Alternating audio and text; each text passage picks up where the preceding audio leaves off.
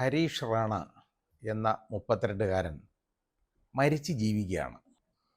അദ്ദേഹം പഞ്ചാബ് സർവകലാശാലയിലെ എഞ്ചിനീയറിംഗ് വിദ്യാർത്ഥിയായിരുന്നു. 2013 രക്ഷാബന്ധൻ ദിനത്തിൽ ഉണ്ടായ ഒരു അപകടമാണ് അദ്ദേഹത്തെ ഇതേപോലെ മരിച്ച് ജീവിക്കാനായിട്ട് വിധിക്കപ്പെട്ടവനാക്കി മാറ്റിയത്. 2013 ഓഗസ്റ്റ് 20 പേയിങ് ഗസ്റ്റ് ഹൗസിൻ്റെ 4ാം നിലയിലെ മുറിയിൽ നിന്ന് അദ്ദേഹം വെളിയിലേക്ക് ഇറങ്ങി നേരെ താഴോട്ട് വീഴുകയാണ്.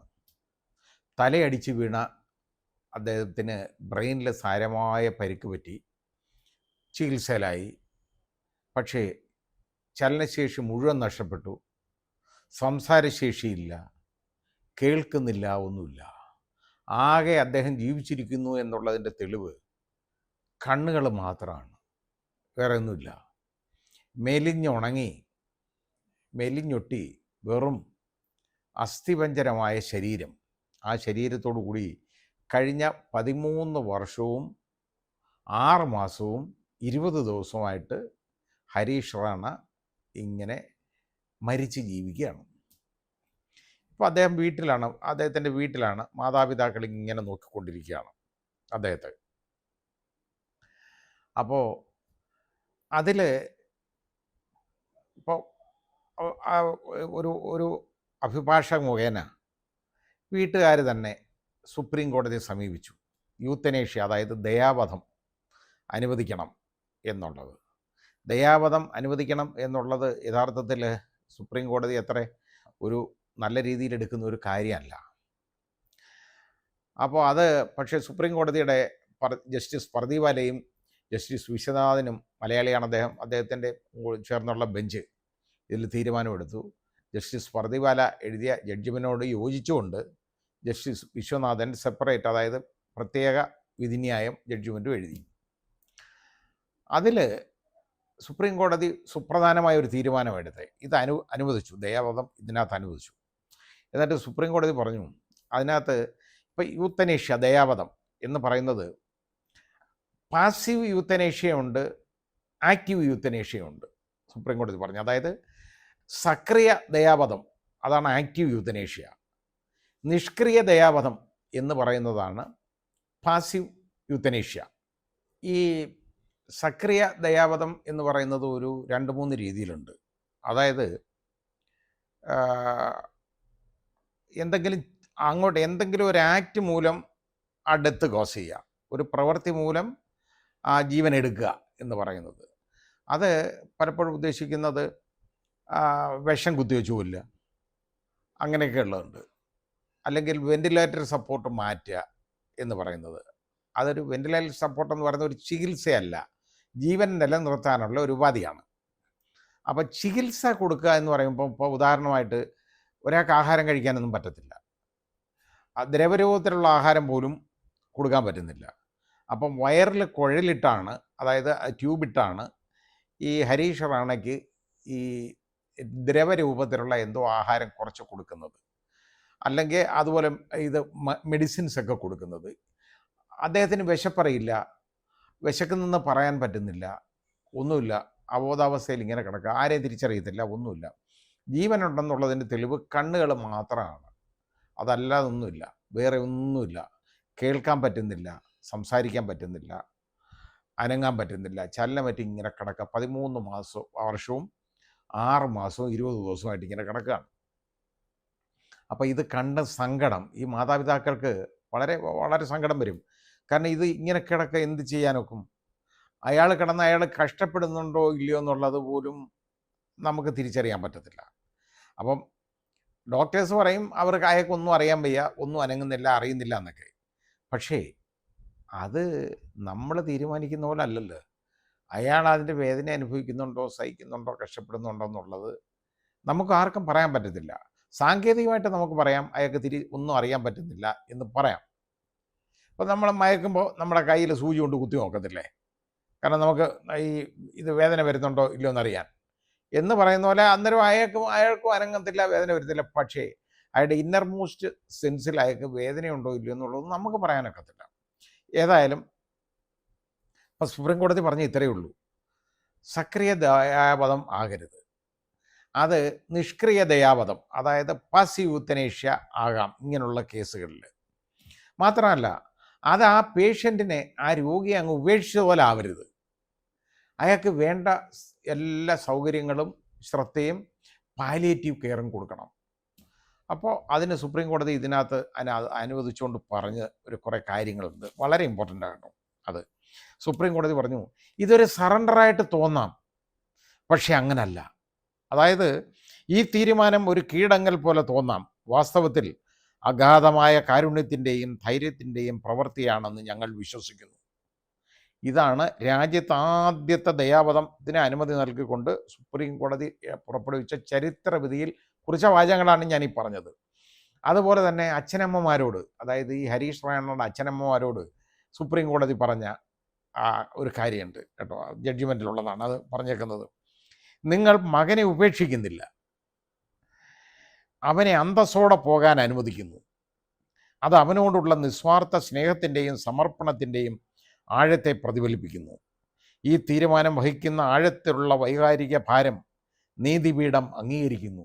വളരെ വികാരനിർഭരമായ വാക്കുകളാണ് ഉപയോഗിച്ചത്.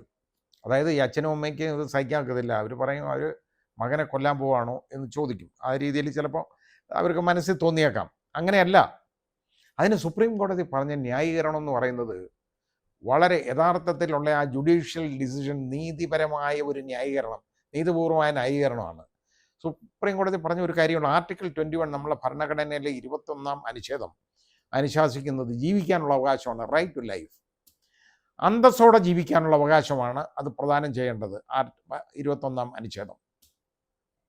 അന്തസ്സോടെ ജീവിക്കാനുള്ള അവകാശത്തിൽ തന്നെ അന്തസ്സോടെ മരിക്കാനുള്ള അവകാശമുണ്ടെന്ന് സുപ്രീം കോടതി പറഞ്ഞു. അന്തസ്സോടെ മരിക്കണം, അല്ലാതെ ഇങ്ങനെ പുഴുവിനെ പോലെ കിടന്ന് ദ്രവിക്കുക എന്ന് പറയുന്നത് കാര്യമുള്ളതല്ല. അപ്പോൾ അത് ഇപ്പം ഞാൻ ആലോചിക്കുന്ന ഒരു കാര്യമുണ്ട്. എൻ്റെ വാപ്പ ഇതുപോലെ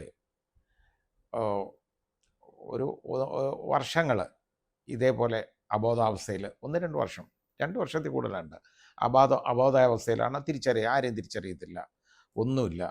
അദ്ദേഹത്തിന് കൊടുത്തുകൊണ്ടിരുന്നത് മൂക്കിലൂടെ ട്യൂബിലൂടെയാണ് ഈ കഞ്ഞിവെള്ളം കൊടുത്തുകൊണ്ടിരുന്നത്. അതിനു മുമ്പ് കഞ്ഞി അടിച്ചൊക്കെ കൊടുക്കും, പിന്നെ അതും കൊടുക്കാൻ വയ്യാതായി.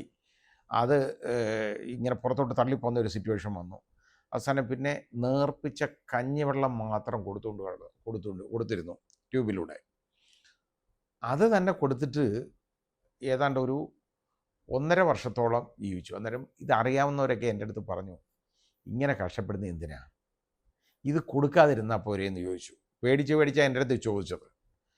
അപ്പോൾ ഞാൻ പറഞ്ഞു, അതിന് ഞാൻ തയ്യാറല്ല. എത്ര ആൾ വേണമെങ്കിലും ഇങ്ങനെ ജീവിക്കുമെങ്കിൽ ജീവിച്ചോട്ടെ, ഒരാളുണ്ടല്ലോ, ഇനി അത് അങ്ങനെ കിടക്കട്ടെ. അത് ഒരു കാരണവശാലും ഈ കൊടുക്കുന്ന കഞ്ഞിവെള്ളം നിർത്തരുത് എന്ന് ഞാൻ നിർബന്ധമായിട്ട്, അപ്പോൾ ഹോം നേഴ്സ്, ഒരു മെയിൽ ഹോം നേഴ്സ് നോക്കിക്കൊണ്ടിരിക്കുന്ന ഞാൻ അയാളുടെ അടുത്ത് പറഞ്ഞു, ഇത് ഒരു കാരണവശാലും ഇത് നിർത്തരുത്, ജീവിച്ചിരിക്കുന്നിടത്തോളം ആവട്ടെ. പക്ഷേ അവസാനം ഈ എയർബെഡിലൊക്കെ ആ കിടത്തിയിരുന്നെങ്കിൽ പോലും മുതുകിൽ ഒന്ന് പൊട്ടിയെന്ന് പറഞ്ഞാൽ ഈ വ്രണം വരാനിടയായി.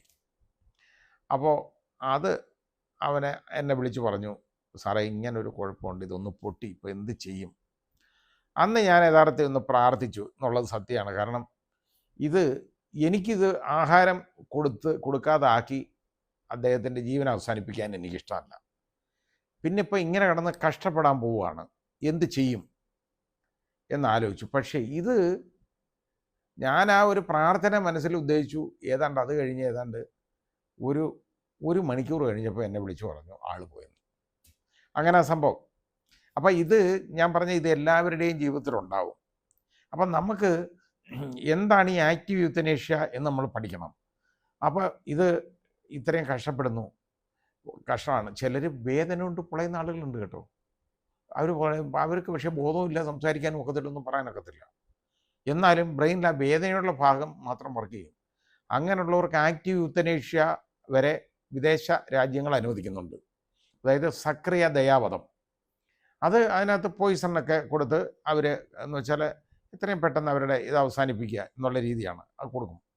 അങ്ങനെ വരാറുണ്ട്. പക്ഷേ അത് ശരിയല്ല. നമ്മുടെ കോടതി പറഞ്ഞേക്കുന്നത് അത് ശരിയായുള്ള കാര്യമല്ല. സക്രിയ ദയാവധം ഒരു കാരണവശാലും നമുക്ക് അനുവദിക്കാൻ പറ്റുന്നതല്ല. നിഷ്ക്രിയ ദയാവധം എന്ന് അഭിഭാഷക രശ്മി എന്ന് പറയുന്ന ഒരു പെൺകുട്ടിയാണ് ഇത് ആർഗ്യ ചെയ്തത്. അപ്പോൾ പറഞ്ഞു, അത് കോടതി പറഞ്ഞ അതുപോലും ഞങ്ങൾ പറയുന്നില്ല. ശരിയാണ്, സക്രിയ ദയാവധമെന്ന് പോലും ഈ കേസിൽ പറയാതെ കോടതി പറഞ്ഞെന്തെന്നറിയോ, ചികിത്സ പിൻവലിക്കൽ എന്നുള്ളതാണ്. കാരണം ഇങ്ങനെ ഒരാളെ ഇതേപോലെ കിടത്തി ചികിത്സിച്ച് ഇങ്ങനെ കിടത്തണ്ട.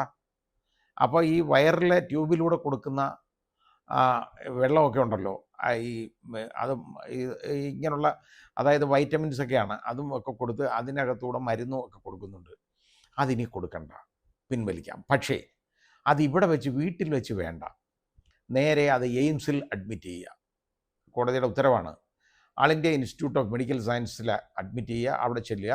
അവിടെ ഡോക്ടേഴ്സ് ഇയാളെ ഉപേക്ഷിച്ചതായിട്ടല്ല കണക്കാക്കേണ്ടത്, പാലിയേറ്റീവ് കെയർ കൊടുക്കുന്നതായിട്ട് കണക്കാക്കണം.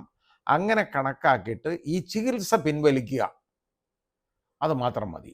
അങ്ങനെ ജീവിക്കാനുള്ള, അന്തസ്സോടെ ജീവിക്കാനുള്ള അവകാശത്തിൽ അന്തസ്സോടെ മരിക്കാനുള്ള അവകാശമുണ്ട്. അത് അംഗീകരിച്ച് കൊടുക്കുക ഈ ഹരീഷ് റാണയ്ക്ക് എന്നാണ് സുപ്രീം കോടതി പറഞ്ഞത്. അത് വളരെ വളരെ വളരെ വലിയൊരു കാഴ്ചപ്പാടാണ് കോടതിയുടെ ഭാഗത്തുനിന്ന് ഈ ജഡ്ജിമെൻ്റ് ഉണ്ടായത്. നമുക്ക് ആലോചിക്കുമ്പോൾ സങ്കടമൊക്കെ വരും. പക്ഷേ ഇങ്ങനെ ഇത് കണ്ടുകൊണ്ടിരുന്ന കാര്യം എന്താ, അയാൾ എല്ലും തോലും മാത്രമേ ഉള്ളൂ. അയാൾ വേറും ഒരു അതായത് ഒന്നുമില്ല. അതായത് ഈ ബോണിൻ്റെ പുറത്ത് നമ്മുടെ തോല് വെച്ചാൽ എങ്ങനെ ഇരിക്കും, ആ രീതിയിലേ ഉള്ളൂ. കാരണം ഒന്നുമില്ലല്ലോ, മെറ്റബോളിക് ആക്ടിവിറ്റീസ് ഒന്നുമില്ല, ഒന്നും നടക്കത്തില്ല, ഒന്നും ചെയ്യാക്കത്തില്ല, അനങ്ങാൻ വയ്യ, സംസാരിക്കുക. എത്ര നാളിങ്ങനെ കണ്ടുകൊണ്ടിരിക്കും ഈ കഷ്ടം? അതിനി കണ്ടുകൊണ്ടിരിക്കുമ്പോൾ ഞാൻ മാത്രമല്ല, ഈ പറഞ്ഞ പോലുള്ള പ്രശ്നങ്ങൾ വരും. എത്ര നമ്മൾ സൂക്ഷിച്ചാലും ശരി, ഇത് അവസാനം ഇങ്ങനെ കിടക്കല്ലേ ഒരാൾ, ആ ദേഹമൊക്കെ പൊട്ടും. എന്നാൽ ഇത്രയും നാൾ, ഈ 13 വർഷവും 6 മാസത്തും 20 ദിവസമായിട്ട് ഇവർ ഇതുപോലെ നോക്കിക്കൊണ്ടിരിക്കുകയല്ലേ. എന്തുമാത്രം കഷ്ടപ്പാടാണ്, എന്ത് ദുരിതമാണ്. അപ്പോൾ അതിന് സുപ്രീം കോടതി അത് അന്തസ്സായിട്ട് അയാൾക്ക് മരിക്കാനുള്ള ഒരു അവകാശമുണ്ട്, അത് കൊടുക്കണം.